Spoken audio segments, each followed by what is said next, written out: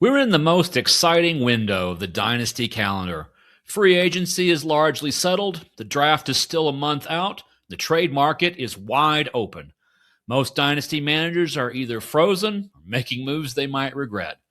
So is it better to watch the board fully reset, or should you be that manager who's running into the burning building? My guest today has a very strong preference for one of those. He's Alan Seslowsky from RotoWire, a Dynasty analyst, Sirius XM host, and the guy who just won one of the most deranged fantasy football leagues I've ever played in. So we'll dig into the post-free agency landscape and the mistakes that Dynasty managers may not even realize they're making. All of that on the other side of the stomp on Dynasty Compass.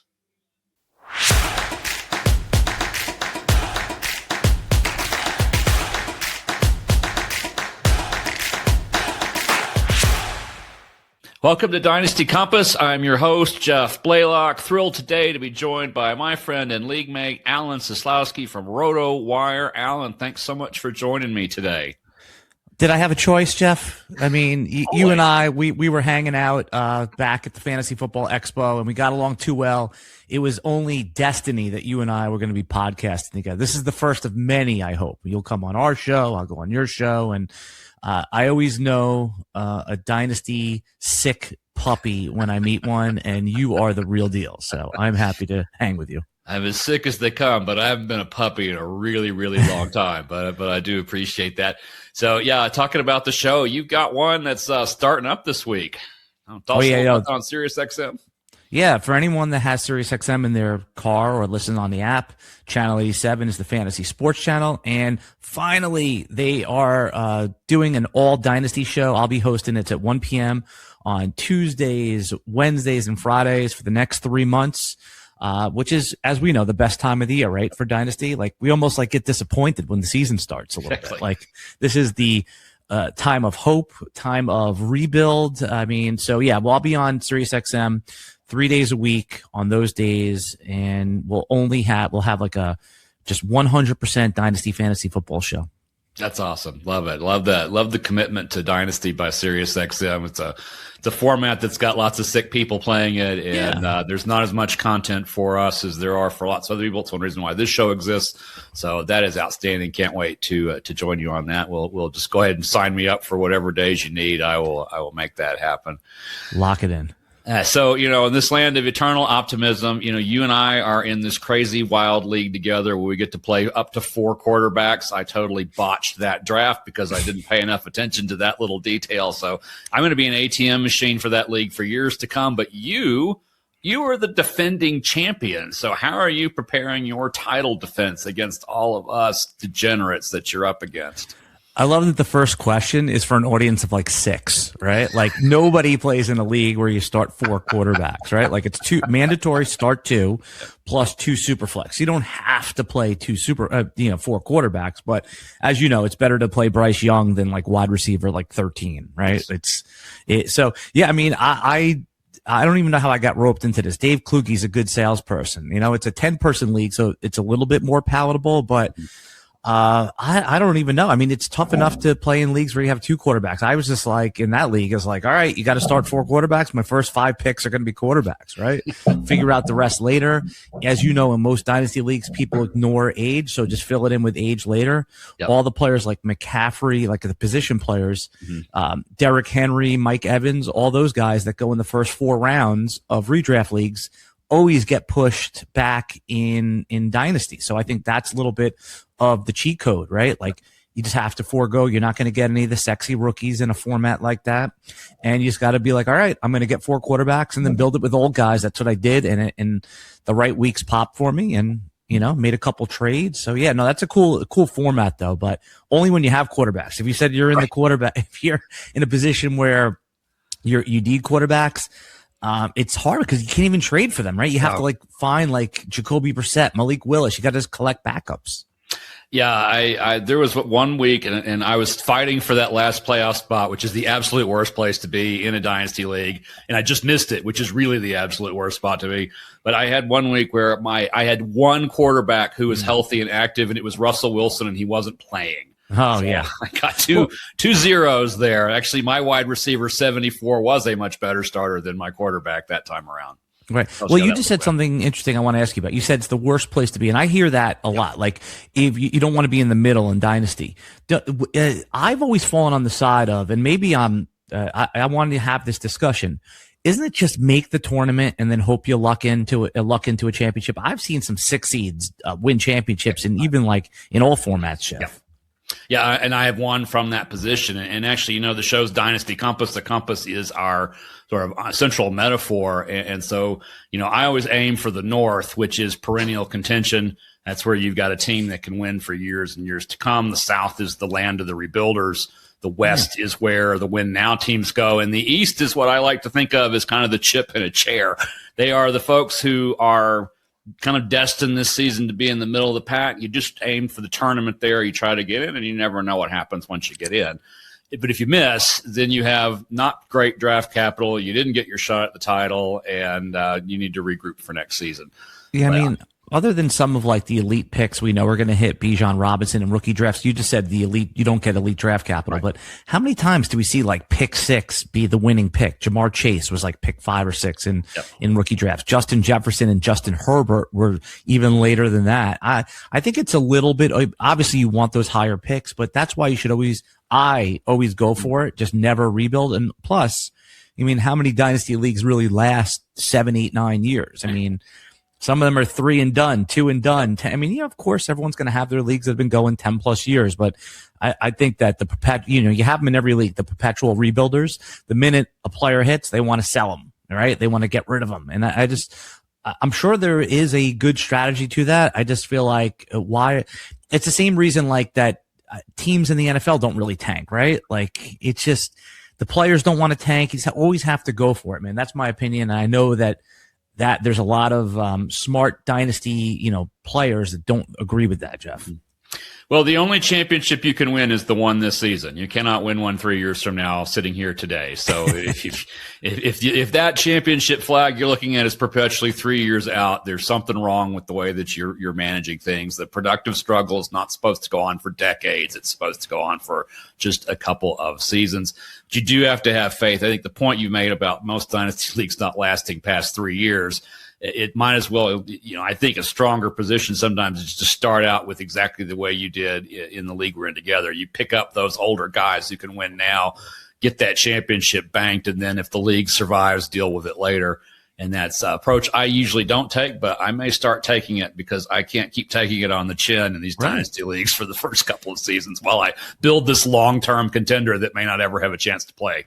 And it's fun to draft young upside players, rookies, the Travis Hunter types and all those, like with all the optimism. And we'll do it again this year. And look, if you're in 10 leagues, 15 leagues, 6 leagues, you don't want to just keep building every league the same way. It's kind of monotonous. And then all of a sudden it's like, I always just make the joke that fantasy football players, Jeff, especially dynasty players, are the only ones that'll spend $100 to win 25, right? Like, we love winning, but it's really not about the money. Now, again, you want to win. You want to be profitable. You don't want to have to keep paying 50, 50, 50, 100, 100, 100. Right. But, right, like it's a little, there was a great stat at one of the conferences that said, where do you rank winning money as, in the hierarchy of like what you do with sports betting? And people said it was like 86%, right? And then that was with the betting exchanges. And then with sports betting, it came down to like 70 something percent. When you asked during this survey, how important is making money with fantasy football? It was like 30 something percent. Right. I mean, it really makes the case to what you just said. Have a few builds that way, have some fun with it. But when it comes down to like winning, and especially in leagues that, are, $50, $100, $200 and above, I think you got to treat it a little bit more like redraft plus, right? Yeah, I think, it's always good to get that win booked in early that pays for your next several seasons. And at some point, Alan, this habit of ours needs to pay for itself. We shouldn't be subsidizing it from things like, meal money and, dog food money and travel money. But I mean, you're like eating Burger King instead of like a normal meal just to finance your dynasty. Jeff, we got to have a talk. Whataburger. But yes, thank you. There you go. This feature sponsored by Whataburger. No, sadly it is not. But, like say in Dynasty, there is no offseason. You and I are plotting and planning, as are a lot of Dynasty managers. And we've seen some movement this year, seen a lot of coaching carousel. I mean, this is one of the wildest coaching carousels that I can remember. Got 21 new offensive play callers in the league this year. You got all these free agent movements. We still got some people left on the board. If you were looking at the offseason from a Dynasty chaos perspective, what letter grade would you give it? Is it an A, a B? Is it an F? Where is it on the chaos meter? How successful was it shaking things up?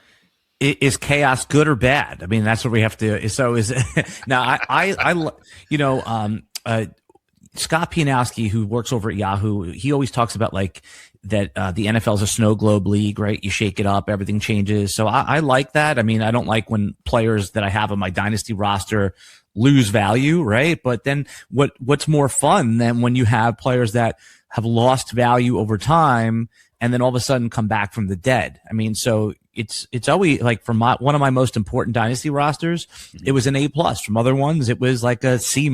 So the best example is Ken Walker, right? Yep. I took him in a rookie draft in like a $200 or $300 league. I forget what it is. And then I took him over Drake London. Remember that was a big debate a few years ago. Take the elite running back or take, the elite wide receiver. And up until like 2 weeks ago, Jeff, like that was always one of my worst picks I ever made.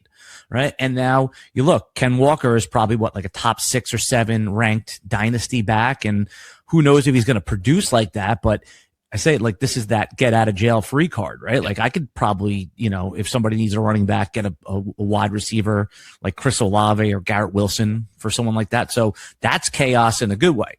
The bad way is when you have, quarterbacks that, when you in a startup draft a couple of years ago, and you're like, all right, I'll just take JJ McCarthy. Okay, I'll double tap that with Jordan Addison. And all of a sudden, JJ McCarthy and my Tua teams are literally like they're filled with backup quarterbacks. And now I'm trying to make deals for like Aaron Rodgers and Jacoby Brissett to be my starters. So, when you play in like a ton of leagues like we do, how many leagues are you in by that way right now? I'm just in 15, so I'm still booking. Dude, that's insane. 15's insane. I started at 41. I'm paring it down. But yeah, I think from a chaos point of view, it's always good because guys, that's what's great about this. Guys go up and down in value over the course of like 3-4 years. So always good. A for chaos because I always root for chaos. Yeah, chaos is fun. Chaos, that's why we love in March Madness, right? We actually love it when a 15 seed beats a 2 seed, even if we don't end up liking that next round matchup because the 15 seed gets blown out by the 7 seed. But you talk about Walker. We'll talk about him a little bit more here in a minute. Are there any other guys who you're targeting? Any of these other sort of guys who are coming back from the dead, as you put it, that you're really looking to try to pick up right now, either in trades or if we were doing a startup draft, if you're starting up? Yeah, the whole idea of like, there's a different couple ways to attack this. Like some people like to see the situation before you buy into it. Other people, where I tend to fall, is I want to try to run into the burning building when nobody wants them, right? Like, buy Tyreek, try to trade for a player like Tyreek Hill. Once Tyreek Hill signs, right, it's over. You can't really trade from him because the buy price and the sell price are different. Right. So, I mean, it's basically trying to find like the unsigned players, the ones that nobody wants right now, that I think is really like, is it a good time to trade for a quarterback like Michael Penix, right? Because there's a lot of uncertainty, his injury. If you, in that league where you said you needed quarterbacks and you're having trouble buying them, I mean, it's going to be impossible to buy Baker Mayfield or Jared Goff or any QB in that like 13 to 18 range. You're going to have to like dip into like the late 20s. So I think that if I was in a position where I'm trying to buy quarterbacks, it's all the ones that are either have real competition now. Like, is it a great time to buy JJ McCarthy? I don't know, but those are the type of players that I'm always looking to buy. The ones that have like perceived, they're either like dead for dynasty. Justin Fields to be another one, right? Like, could he have like a month right now if Patrick Mahomes doesn't start the season, if he starts on PUP, to have like top 15 quarterback production, right? Like that's how you piece it together. So I'm always like looking through, like it's the worst time right now to buy Alec Pierce, right? Yes. He's getting $29 million a year. He's the clear alpha, marked for 7 to 10 targets a game by most projection models. So I think it's more of like, forget the players. It's more like the situations. Do you have the stones to run into the burning building? Is that how, like, are there any specific players that you're thinking about that fit that bill? Yeah, I'm actually thinking about like a Kyler Murray type of Yes. players who has been underperforming based on the very lofty standards people have when they drafted him and the early promise he showed.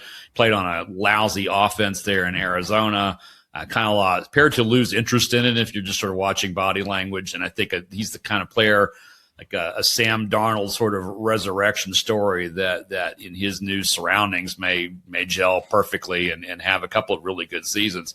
But I mean, even players, you mentioned like JJ McCarthy, you've got Tua Tagovailoa, you've got players who are not necessarily going to be long-term career, superstar kinds of players, but even the Kenny Pickett's of the world gave you about 60 starts before the league finally moved on for them. So if you are in a super flex format and you need a second or a third quarterback, or you are me in our 4 quarterback leagues and you need a second, a third, a fourth, and a fifth one, then these are some of the guys that I'd also be looking to target. And I think you're totally right about someone like Alec Pierce. That horse has left the barn. Don't chase the high-priced guys now. Chase the low-priced guys.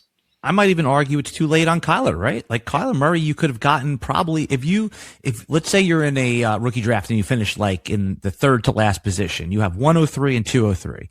I bet you a month and a half ago, you could have maybe even acquired Kyler Murray for like that 203 pick, right? Like now forget it. Like you're not even going to get him for like a mid first round pick. Like he is the Dynasty mind, the Dynasty Twitter, the Dynasty podcasts have all basically given Kyler Murray that job. You know what I'm saying? Like I mean, you could probably get him cheaper than you ever had before, but look, let me ask you this. You were just talking about like Kenny Pickett and his career starts.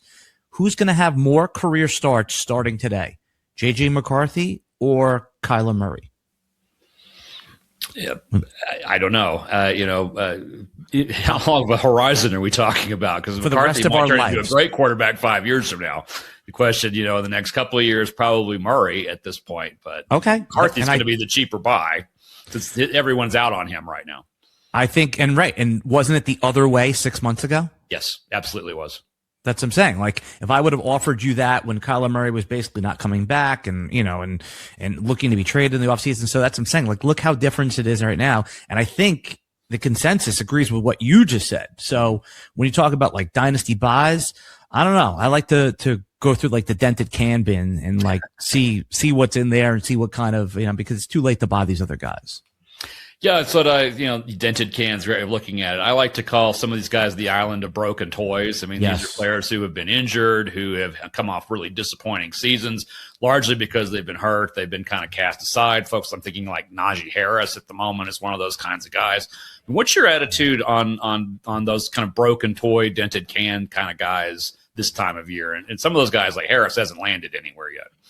Yeah, I mean, that's the best time to get him, right? Like, this is what we're talking about here, is that it's just that nobody wants to go, give up rookie picks right now for those guys, right? I mean, everything you hear on any sort of content or like fantasy football podcast is that the 2026 class sucks, right? Like, the picks stink. Nobody's going to be good from there. Like, what are the odds that's true? Probably low, right? Like, sure, there'll be some that are bad, but isn't there going to be a guy that we draft in the second and third round of our rookie drafts that's going to be a top 50 desired dynasty asset, like just by probability, right? Like, so that's what I'm saying. Like, I know it's like, it's not great process just to, throw a dart, but I mean, if you want to trade one of those picks for Najee Harris, if you think Najee Harris can get starts, I think that those are like great buys. Like Brian Robinson, nobody wants him right now, right? He was a desired trade piece when he was backing up Christian McCaffrey, didn't end up working out. But yeah, I love all those like disgusting names, like you call them the broken toys. Like, even in like the receiver bin right now, is the perfect guys to buy right now are the ones that have bad publicity. Troy Franklin, nobody wants him since the Jaylen Waddle signing, right?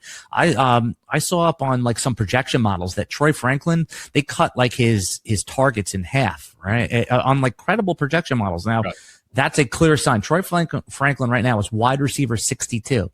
Can he be a top 50, top 40 wide receiver? So, it's so easy to go and say, hey, I want to go buy Bashal Tutin, right? It's so easy to go any of these names that are hot right now. And I know that there's been, Jawan Jennings would be a good buy. These are the type of players I know, like, there's also a sentiment that says they don't mean anything in Dynasty. I mean, if you play in these leagues that start like 10, 11 players, hitting a single, hitting a double matters. I don't need to hit a home run on every single one. Now, if you're in a league where you start 9 players, then obviously you want to push everything to the top, try to get as many studs as you can. So I love what you just said about the broken. Like, let me ask you a question. Trey Harris. Nobody wants that guy, right? Is he a roster clogger, or could he be the one that emerges? Some of these guys that just didn't fire last year, they could have some serious fantasy football upside as well. Now, is the probability's low, but you're sitting there with rookie picks in the late 3rd, 4th round. I mean, I don't know. Those are the type of players that I wouldn't mind taking a second chance on, because you can hit and it end up being like a Quentin Johnston type who, for the first month of fantasy football last year, I mean, he was trading for like 1st round rookie picks. Yeah, he showed that flash of what he was capable of, and then that was that. But there's always those opportunities with a player like that, with that kind of talent and just that inconsistency of playing. You mentioned Troy Franklin. I actually have him at wide receiver 48 in my dynasty rankings. So I am valuing him quite a bit above consensus. I think he's still got lots of talent. I think he's still got lots of trust from Bo Nix. And so I don't think he disappears. When you mention someone like him or Trey Harris, and Harris is not ranked that high on mine. Let me see if I can find it. Oh, he's 68. So I have him at wide receiver 68 on my rankings right now. Whether he's a roster clogger or not, it's kind of a function of how long your bench is. If you're talking about 20 people on a team, yes, he's a roster clogger. If you're talking 27, no. I think he is as good a low end of the bench kind of churn player to take and hang on to, because he is basically, at worst, interchangeable with anybody else who's in that same general area. At best, he's somebody who starts regularly and perhaps more often than that, especially if you're in a league where you've got to start 6 wide receivers. You said it right, because I've played in leagues where 20 bench and like 3rd round picks are like almost a bother to have, right? Because you pick a guy like a Trevor Etienne last year, and now you already have to drop him right now. Yeah, drop him immediately. Our league that we're in like that is like that. Yep. Like, it's not like a big bench, and those late picks, it's like, I mean, of course you got to take them and start throws, but man, look at some of the receivers on the consensus rankings that you could probably buy with those guys that'll give you good starts. Because we also start in that league, Jeff, we start 5 receivers. So Devon Vele, wide receiver 112 on the consensus rankings. Cooper Kupp, wide receiver 105. He looked good in the Super Bowl, right? I mean, in the NFL playoffs. Those guys in the consensus rankings basically are on your waiver wire in the league we just described here. So, it's of course you want to go buy the sexy names, and you should try to do that. But it's, I almost feel like it's cheap advice sometimes, right? Oh, yeah, go buy Bijan Robinson. Right. Nobody's selling him, right? Yeah. If you have picked 10, 11, and 12 in your rookie draft this year, you throw that in front of the Bijan Robinson guy, he might probably mock you in the chat for sending him such a crappy offer. But if I told you Bijan Robinson's worth 3 firsts, oh yeah, that's the going price on a lot of social media threads and content. But it's just, so everything's contextual, like you said. Bench size is probably the biggest one that we never talk about. Yeah, and if you're listening or watching and thinking about, some of the dynasty content that you often consume, it is aimed at some of these shorter bench sort of situations. Like almost every waiver wire article that I can find during the regular season talks about guys who've been gone for months or perhaps years in the leagues that I'm in. And so that's the thing to always keep in mind, is that, if you're a short benched league who only starts 9 guys, then spending draft capital to get someone like Devon Vele is probably not a great move. I mean, perhaps it is. You have to really count on him taking off. But if we're talking about 27 bench spots and you start 14 guys and we get into buys and injuries, Devon Vele is playing for you at some point in the season. And so he is worth not just leaving in the closet or in the dustbin. Go ahead and pick him up. Right. You didn't think we were going to have this type of podcast where we're talking about like Devon Vele and Jerry Jeudy. And I mean, look, your podcast serves like the hardcore dynasty audience, right? So I figure that's it. I mean, it serves us no good to talk about like, well, JSN You know, it's like, yeah, okay, he's a first round startup pick. We got it, right? Yeah, I'll take you. I'll send him to you for 4 2027 first round picks. Right, exactly. No 2026s. I don't want that. 2027s only, please. Yeah, can we get into that for a second here? Sure. What is this obsession with 2027? Because there's a few good players at the top. I mean, how the hell do people know? And listen, the market is what the market is. You see, like on some of like the keep trade cut type sites, the 27 picks have more value in it. I just feel like you hear this once, people bite into it, and then it rolls. Let's say the three receivers that are, Lemon, Tate, and Jordan Tyson, are all, modest hits, top 24 receivers in Dynasty, which I see now. Yep. How the heck can next year's class be even better than that? Like, sure, you have a couple guys at the top, but I just never understood. And I guess there's probably a buying opportunity because anyone I know wants your 27 picks. Yes. And they just do not want your 26 picks. So, I mean, do you buy into that type of hype? Like, I mean, because you've heard it. I mean, or do you think that there's some validity to it because you're watching a ton of all of these guys? I think there's some validity. Also, it's hype too. I mean, we don't know what's going to happen, 18 months from now, 12 months from now. We don't know what this college football season is going to look like. I mean, coming into this most recent season, people were going gaga over all of the quarterbacks who are going to be coming out this year and how spectacular the class is. And we end up with Fernando Mendoza and some other guys.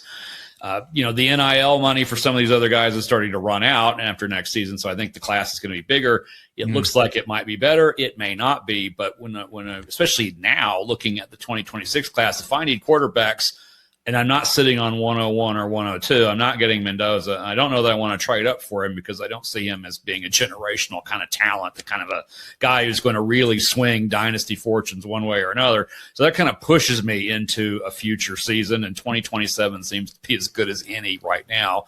And I've been sort of leaning that way for a few months. I think too, though, Alan, to just a general point of strategy, future firsts are relatively cheap compared to current firsts because there is the unknown of who's there. And there's also that sort of psychology of immediate gratification. A 2028 first does not deliver immediate gratification. So I'm actually looking, I've kind of built this philosophy of stockpiling picks out in space because that gives me maneuvering room and it gives me trade chips to use later. I don't have to take these picks.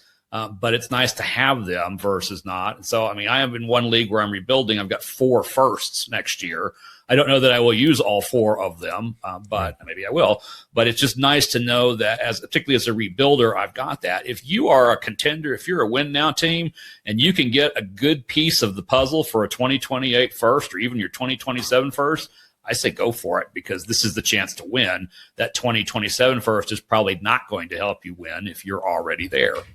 I like what you said about like you don't even have to make those picks, right? The 4 first that you have, like you could buy players once other. I've seen smart dynasty managers that are like in 8th place in like week 4 or 5, right? And they have all those firsts, and then all of a sudden they're like, you know what? I'm going to make a move here. I'm going to offer a first. I'm going to get Christian McCaffrey, right? And then I'm going to offer another first, and I'm going to get 2 other type of players that could just fill in my lineup. And they went from like 5th to like 4th. The bottom 5 to 4th in the league. Yep. And then all of a sudden they've used 3 of those first. They have one more hammer, right? And then, so you're right. You don't even have to make those rookie picks. I think that probably is a mistake that I've seen people in my leagues make is where they sell off all their good assets. They sell Devontae Adams 2 years ago for a first round pick. Yep. And then, they just take some random wide receiver that doesn't pan out in the first round.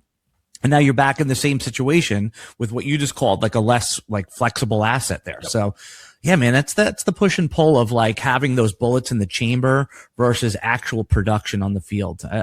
That's something that I think we all understand in theory, but I've have yet to see like somebody like really work that whole thing because we get so enamored with these rookie picks and then all of a sudden we're like, oh, okay, I want to draft all these guys, right? So right. And there's also, there's a doubt. I know I certainly face it. I don't know if you do that. If you are in 8th place after 5 weeks, looking at that 2-3, 1-4 record and being hammered most of the times, that you don't think to yourself, if I just got Christian McCaffrey, I'd suddenly be in the top half of this league.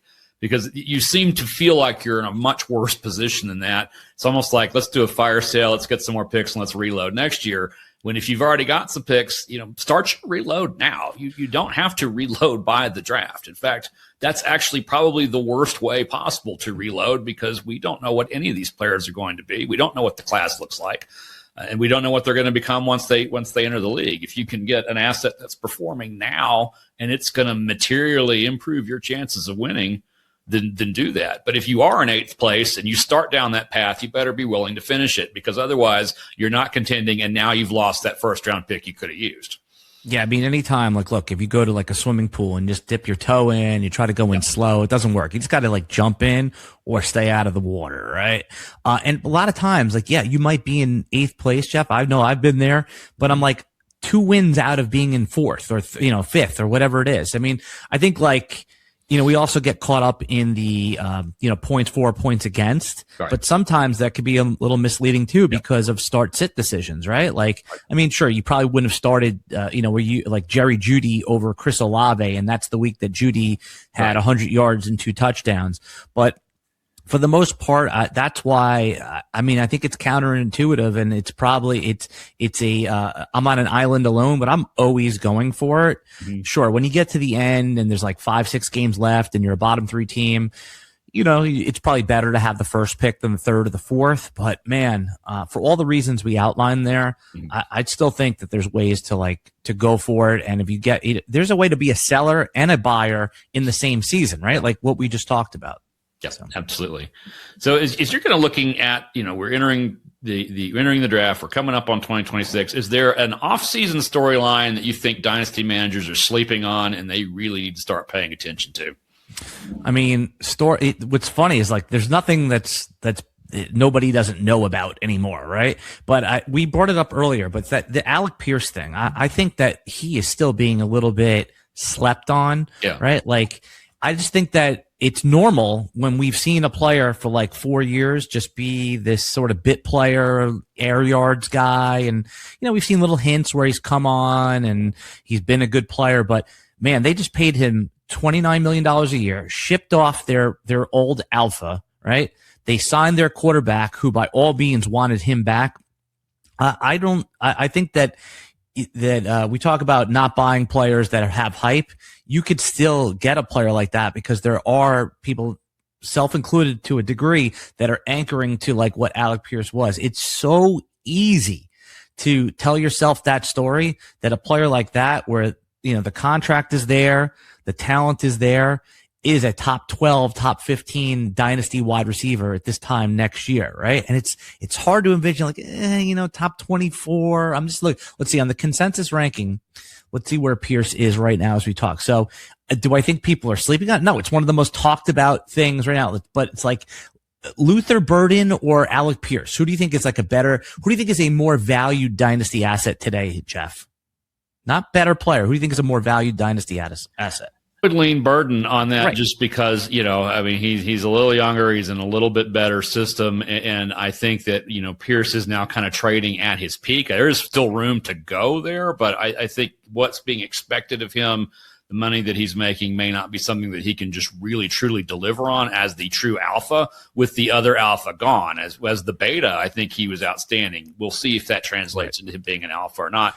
Burden, of course, is neither of those things. He's in kind of a choose your own adventure offense right now, but the potential, I think, there is really high, and the price point relative to the value, I think you're going to get back. I'd go with Burden over Pierce. But as you say, I think you make a great point. There's dynasty managers who still see Pierce as that guy who either catches an 80 or a touchdown pass, or he gives you a 0, in which case, that 203 is looking like a pretty good value for someone like that if they're not really paying attention. And while I don't believe we should just go out and absolutely fleece people should win both sides of the trade. If you're not paying attention to Alec Pierce's signing, then you kind of deserve to have him taken out from under you.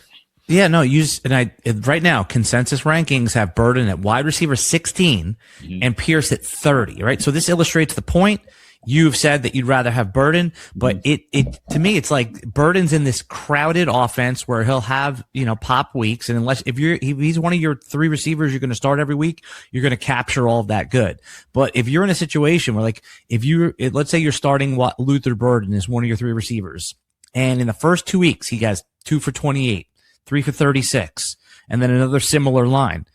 I don't know if fantasy managers, self-included, are going to have the balls, the chutzpah, as they say, to start him again, right? Whereas someone like Pierce, I mean, maybe he's in a similar situation, but I just feel like that's the guy. The original question was, what storyline are we sleeping on? I think that the storyline that Alec Pierce should be in the right there with Luther Burden. He's got a less crowded situation.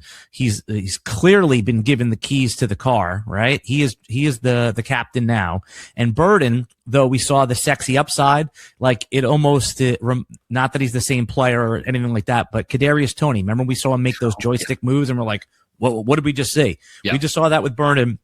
But there's, Colston Loveland who goes ahead of all those guys in redraft. And then Roma Dunze, where he's still, a top 10 real life NFL pick. And then of course, they're going to run the ball a lot, like any team is going to, but, I just think that like there's a storyline that's not being told about Alec Pierce.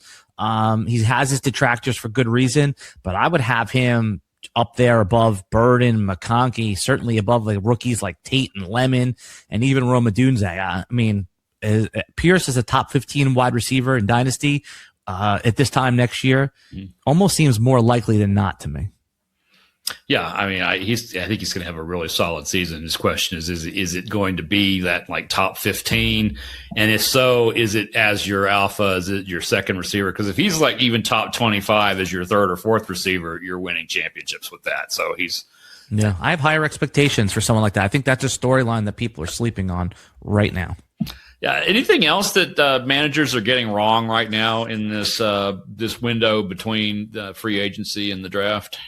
Yeah, I mean, it's just to bring it back to where we were is like, I still think that like buying production now, buying age now doesn't seem one of my favorite fantasy football strategies, Jeff, is to take a look at the dynasty rankings versus the redraft rankings and find the largest gaps, right?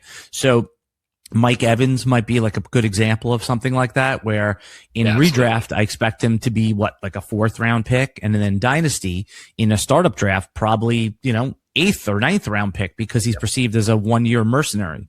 So I think that again, overvaluing youth, it's youth is sexy. Youth gives you liquidity in these picks. But I think that is a storyline that it's not just this year, it's every year. We overvalue youth. We undervalue aged production. So it's not going to change for me year to year. That's going to be how I play. And some of my teams will age out. But, I always feel like if you have an older team, if you have the Derrick Henry, Devontae Adams types on your rosters, Jeff, that those guys are easily sellable at the end of seasons when contenders need some production now. Yeah, absolutely. So are there any storylines you think that people are sleeping on that's not being talked about enough right now in the Dynasty offseason that you're seeing in your league chats? I think one of them, and we won't know how it plays out as we do with a lot of storylines until after it happens, but I do think that this incredible change in offensive play calling is going to mean that a lot of what happened last season is not going to be indicative of what's going to happen next season. And what's an example? Give me an example of that. Let's look at, say, Philadelphia, where Sean Mannion has come in. I mean, Patullo's offense was basically 4 guys run deep down the field, and we'll see what happens. And now we have kind of a very much of an unknown quantity, whether A.J. Brown comes back or not. That offense is going to look quite a bit different than it did. So if you were disappointed in Philadelphia assets as a dynasty manager, better times may be coming.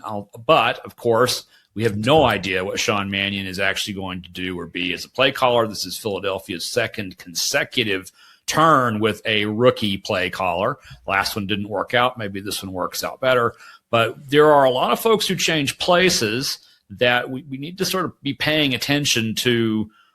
Whatever happened on that team last year is not what's going to happen this year. Even with the same pieces in place, those roles are going to shift around. And if we're not at least thinking about that, we're going to lose opportunities to either pick up value or we're going to give value away accidentally in trades with other people who are a little more attuned to these changes.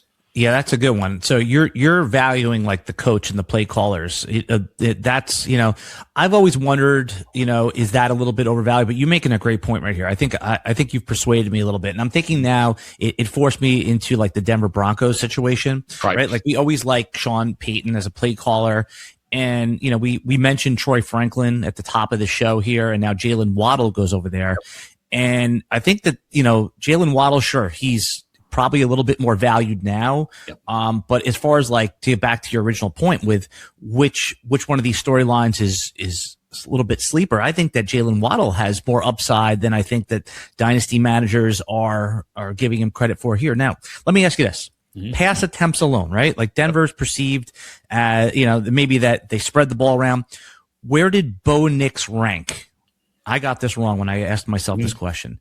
In pass attempts in the NFL last year. He's tops, wasn't he? He was very close to the top if he wasn't number one. Number one. Yep. Number one, right? Yeah. I think there was, and now listen, you're very in tune with this, but when I asked myself this question, I said, where the hell did he rank? I thought he was going to be like 15th, 16th. I didn't realize it was like 615 passing attempts. And then, it wasn't even close. I mean, now you can argue over the quality of those attempts, but point is for a defense first run team, right? You're still going to be plenty to go around. And when Denver Broncos are paying a first round pick and more to bring in Jaylen Waddle, will they spread the ball around and give him 6 targets, or will he have an opportunity for 8+ right there? I think that's a storyline that's surfaced. It's bubbled up a little bit with the trade, but I still think that it's a little bit undervalued. And Waddle would be a target of mine in dynasty leagues, especially where you start 3+ more receivers. Yeah, and I think too, even Alan, you're thinking, is he going to get 6 or 8 targets, or are they going to spread the ball around? What if it's both? If Nix led the league in passing attempts last season, he sends Waddle 10 targets, but because Waddle's getting locked onto by other people, that opens up the door for someone like a Troy Franklin to now get 6 or 8 targets that perhaps he wasn't getting on a consistent basis before. But it also doesn't necessarily mean new play caller in Denver that Bo Nix is going to throw the ball 615 times either. But nonetheless, I mean, the potential is there for lots of opportunity if it's on target, of course. But I mean, that was also part of Waddle's problem in Miami, is the passes weren't on target. And so he was having to do a lot with very little. He can do a lot with a little bit more, I think, in Denver in a fresh start situation and with just a better energy around it than the teardown that's going on in South Florida. Do you think this is an upgrade, downgrade, or neutral move for the production value of Waddle over the next 2 years? I think it's an upgrade from where he's been over the last couple of seasons. I don't know that it is an upgrade over that superstar season he had a couple of years ago when everything was clicking just right for that Mike McDaniels offense in Miami. Yeah, I think that's the right answer. And also, remember, didn't Tua lead in those seasons? Have one of them where he led the league in passing yards? Yeah, he was actually pretty good one of those seasons. So we kind of forget that when we watch him struggle the last few years, but he was actually pretty good. Yeah, and we've seen Sean Payton, since you're valuing the coach, and I think that there's a lot of validity to that. I probably think it's a little overrated, except when it's really bad or really good, right? There's probably a huge part of the bell curve in the middle that makes sense. But yeah, Mike McDaniel was one of those right answers. Sean Payton over time has been one of those right answers. I mean, Sean Payton's had 2 top 12 running backs for fantasy football with Alvin Kamara and Mark Ingram before. He's made players like Lance Moore, who I think we could all agree was, kind of a bit player, fantasy relevant at times. Michael Thomas, right? No. Michael Thomas wasn't like some super athletic superstar player. He was just like, a guy that got 170 something targets. So I like this for Waddle. I trade in that league that you and I are in that you keep referencing. I traded my 110. I guess that's because it's a 10-person league for Waddle. And I was a little bummed about it, because I was like, oh, what did I do there? Probably could have done something better. But now I feel like there's hope again for that pick. So good call. Yeah, I think that ended up being a great move. And I'm with you. At the time, it's like, well, I don't know about this. But, the 110 is not the best draft pick to have. And, of course, you can still hit an absolute superstar there as you can with just about any pick. But the odds of that start dropping dramatically after you start moving toward the back end of that first round. That was my show last week, was all about those draft probabilities historically and how those hit and where those kind of cliffs are. And while one of them is not at necessarily 110, it is definitely a significant step down from say 108 or 106, and definitely those top picks. Yeah. But we're entering into that. I mean, we're always here, but we're definitely at this point entering into that sort of buy, sell, hold period. And we've talked about some of these guys already, but I want to recirculate them and also kind of talk about what they've left in their wake, either where they departed or what they're doing to the teams they're going to and the players that are there. And I think we should start with Kenneth Walker, because he's probably the hottest commodity out there and the guy that if you have him, you should probably hang on to him unless they offer you a king's ransom for him. If you don't have him, be prepared to offer a king's ransom if you want him. Yeah, with Walker, I have a little bit of a different viewpoint because I've had him on like an expensive dynasty league this year, and I just had to eat like this inconsistent. I know once a year he was missing games, and it's like I'm okay getting out for something that, like, this is the one opportunity I have to get out, right? Because it's easy to see the other side of it too, where he goes into Kansas City. Andy Reid's a little bit past his play calling prime, right? I'm just telling myself this story where Walker's good, but he ends up being like RB13, like a Saquon Barkley type season from this past year where you're a little disappointed, right? So I'm trying to balance where I know he's valued as like RB6, RB7, RB8 right now in most dynasty ranks. Is this the time where I trade him and get out for a wide receiver who's on the way up again? Like I mentioned Chris Olave, I mentioned Garrett Wilson, who's depressed right now versus where he was in the fantasy ranking. Could I get Drake London for him, which is the guy I passed on a couple of years ago to take Ken Walker? So I'm still, just sitting here waiting. And it seems like when you go listen to any podcast or radio show and you say, what's the most impactful, most meaningful free agent move, universally everyone said Kenneth Walker, right? Like, and for good reasons. All we've been wanting the last 5 years is running back to the Chiefs. Give me Javonte Williams to the Chiefs. Oh, they draft Clyde Edwards-Helaire. That's the guy we want. Yep. But I just wonder if that is a little bit overrated at this point. I mean, the Chiefs, for many different reasons, didn't even make the playoffs last year. And then Mahomes obviously getting hurt. But I wonder, is this the time to cash out on him if I have him? Now, in a dynasty startup, you're going to want him in redraft. I could see the case for him going in the first round at some point. But, man, am I really conflicted because I've been holding on to this guy with no chance to trade him. I think last year, somebody made me an offer of Cortland Sutton and DeAndre Swift. And I wasn't offended by the offer, but I was terrible.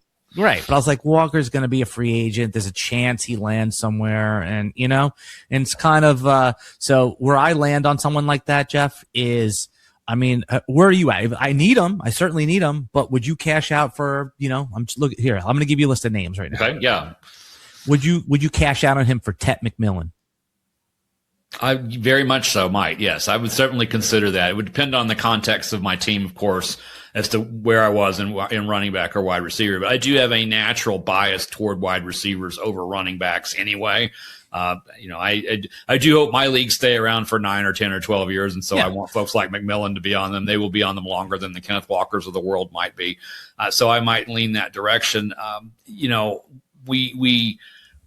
We are coming in hot on Walker, right? We are seeing a Super Bowl MVP. We are seeing what he was capable of when he was the only guy. Now, that was after a period of an entire season where he was in a committee, so he was well rested, relatively speaking, when he got to that point in that playoff run for Seattle. And we're also sort of dreaming about what might be in Kansas City, a return to form of a team that has been kind of falling apart offensively for a number of years. The cracks have been showing. I think the Super Bowl loss to Philadelphia really revealed that offensive line was a problem, and that really continues to be. They're working on it, but I don't know that it's there. You have an injury in Mahomes. Kelsey's older. The receiving core is still the receiving core. Can Walker be a superstar? Of course. I think he's probably a little hot for where he's going to finish. So if you offer me, a young receiver as an alpha on a team for Walker, there's a really good chance that I will either accept or want a little extra piece. Like, give me your 27 or 28 third with that, and you got it. Yeah, to see that people don't value thirds like that, but they're deal closers, right? They are deal closers. So, always sell thirds. Yeah, so how high up of a pick this year would you do it? So let's say, for example, you have Walker and the guy with the 105 says, hey, so you're going to get a player that everyone likes. You're going to get one of the three receivers, right? presumably. Would you trade away Walker for that? So you have, and forget context, to say like, hey, I'm just building value on my roster. I could start Bucky Irving and, Kenneth, and another some other guy. Some other dude you like. So just straight up, one of the 105 for Kenneth Walker, you letting go of Walker? I might, especially if I know that there's someone else in that league who might really want one of those 3 wide receivers. Because again, we don't have to take the picks that we trade for. Right. We often only see kind of one move out, and it's like, well, if I trade for Walker, I'm getting one of those 3 wide receivers. No, you're trading for the opportunity to get one of those 3 wide receivers or something else. Particularly if somebody else really wants one of those wide receivers, or perhaps for the way your draft breaks, Carnell Tate is the one who ends up at 105, and someone's really in love with Carnell Tate and you're not, then that's an opportunity to have flipped that 105 for something else, which goes back to what you just traded Walker for. So you actually end up increasing the value of that price point relative to what you spent to get there. So, I think, to me, that's a deal I'd probably make, depending on where I am in running back. Yeah, the problem is that, you're in 15 leagues, right? You're in 10 leagues, and all these drafts are going on at the same time, and it's hard to make deals, right? You forget even like who you're talking about. You go into your sleeper chat or whatever, and Lord forbid you're on multiple platforms, right? I've tried to like nowadays, someone says, "Hey, you want to join my 3 different platforms?" Platforms, yeah. I was on 4. I'm down to 3, so we're working. Sleeper. In the right direction. What else? Sleeper? Yeah, MFL, Sleeper, and ESPN. Okay, yeah. I mean, if someone asked me to be in a dynasty league nowadays, like the first question I ask is it on Sleeper? If they say no, it's like I just stop the conversation. Like it has to. Now, by the way, do you think there's maybe an opportunity for an app that consolidates all your leagues into one app now? Absolutely. And I think there's also room for an app that has MFL's flexibility and Sleeper's user interface, because they each have some strengths and they have some weaknesses. And so I think there's an opportunity out there for an aspiring app builder to build a better mousetrap when it comes to leagues that have some complexity to them and might even have higher value sort of customers who might be willing to pay a little bit for a host that really gets the kind of league they're going for. Because you and I don't speak for you, I'm kind of attracted to weird combinations of rules. Like I have a managed best ball league where it's best ball, but it's a dynasty and it's short bench, and you have to manage the bench and you have to do waivers, you have to do all the things. And that combination's really tough to work on any particular app, either because MFL is MFL, or because Sleeper didn't support some of the features. Like we couldn't have a taxi squad this year because Sleeper doesn't have that turned on for best ball leagues. So but can't you just add more? Like again, I know we did. We added more bench spots, but that wasn't the point. The point was to have a place to park your young talent, not a place to add an additional wide receiver who's a veteran. So the point though there is that if you're not just in a straight up 1 quarterback, 2 running back, 2 wide receiver, 1 tight end, 2 flex kind of league, there's a lot out there, and the app makers aren't quite caught up to us. But if someone else wants to do that, the market's right there and it's ready for you. You just got to do it. Right. But if you charge $99, $79 for it, people are complaining like, oh, these other ones are free. But I mean, people pay for MFL though. So maybe I pay for MFL. Yes. Right. I don't understand. MFL had the market. I don't know what the hell they were thinking, not updating the interface, not updating, like not even ever having an app, right? It was always third-party apps that, like, I guess they just didn't, maybe it's Blockbuster, right? Remember Blockbuster didn't see Netflix coming, right? Right. They passed on buying it for like $10 million. So right. I don't know, man. I mean, Jeff, nowadays that they're moving away from, football gaming. I mean, you see it with like companies like Underdog moving into the prediction markets. So I don't know if innovation, I'm nervous is going to happen from any of the big companies. I mean, CBS like added Dynasty like a year and a half ago. That's a good step in the right direction for the mainstream sites. But when you're talking about servicing hardcore players, I'm worried that industry as a whole is moving away from fantasy more into sports betting / prediction market stuff. So we're going to have to piece it together and figure out more about like what hardcore players, dynasty players are going to want to have to play on. Yeah, absolutely. Absolutely. What a conversation. Well, that's the audience, though. I think if you're watching or listening to this, it's because you're a hardcore dynasty player. It's not because you're in those quarterback, 2 running back, 2 wide receiver, 1 tight end, 2 flex leagues. Dude, there's people listening right now that are like, yes, I hate sleeper. Oh, I hate that MFL. Like, I 100%. Like, listen, we could talk about player takes, trades, off-season stuff. Love it. I love it. But I think this is the type of stuff that every fantasy manager experiences, right? Flipping between the apps. This thing doesn't have a taxi squad. This one has got, the worst interface. I don't know how to even, I've been playing on MFL for, better part of a decade. I still can't cleanly get to the waiver wire and make the pickups. I still don't know how to do it. So, yeah, I miss things like that week Drake London went off. He was still on my bench in MFL because I when I looked at the thing, it didn't say what I needed it to say, and so I just missed it. Well, in the era now of Agentic AI, right, where you're going to be creating all these agents via Claude and all these different apps, maybe you could have it like make your pickups for you and set your lineup. And then obviously it would just like do it all. And then you would just okay the moves, right? Like there's gotta be a use case for like Open Claw where it's doing all your picks based on it could scan all the leagues across the high stakes, across a sleeper, whatever platform you're on and actually to me, that would be a real use case for some of this, of the Agentic AI stuff. Have you gotten into any of that stuff yet? I'm starting to get into that. Not necessarily the agentic part. I'm still old school and old generally, and so I like to have complete control over what my computer is doing at any given moment. And maybe it's because I saw War Games when I was around 14 or 15 years old and learned that you don't give sentient computers control of anything. And so agentic AI scares me in that sense. But I do sense, though, because I know a couple of guys who are kind of working in that general direction, on using AI as a tool to help manage leagues. And it's not a stretch at all to do, I think, what you were describing, Alan. A year ago, and I told you you're kind of nuts. Now I think you're right on the edge. And next year, I'll tell you that you're behind if you're still thinking that may be in the future, because I think it will happen. Oh, yeah. But I don't want to have to like use Python or code to do it. Like I want to be able to talk into I don't even want to type it anymore. I just want to talk into my phone. Right.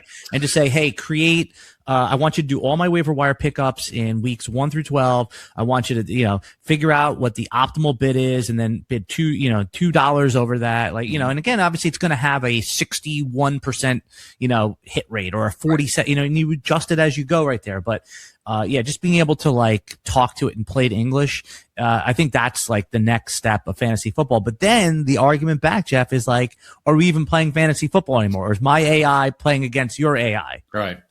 Well, I think the way if the technology lines up in a way I'm comfortable with it between now and next season, what I will probably do is maintain full down to the last detail control over my flagship kind of leagues. And I might let an AI manage some of these others, because I have found that 15 leagues was a lot for me. I'm sure there will be more this coming season. When I spend half my Sundays answering start-sit questions on Discord until 5 minutes before kickoff and then scrambling to make lineup changes based on the advice I just gave.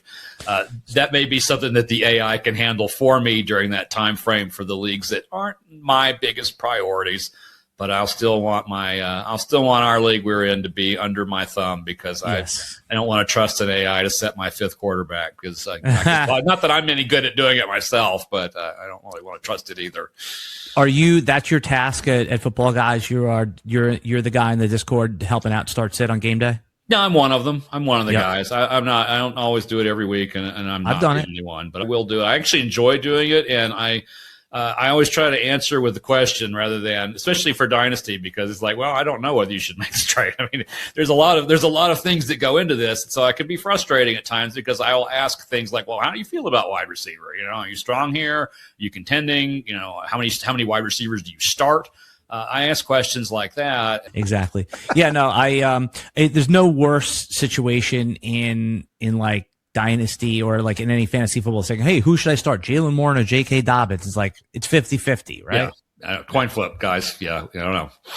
Yeah. Make a choice, be at peace with it. Don't keep waffling back and forth between the two of them all morning on Sunday. You just pick it and be done and be at peace.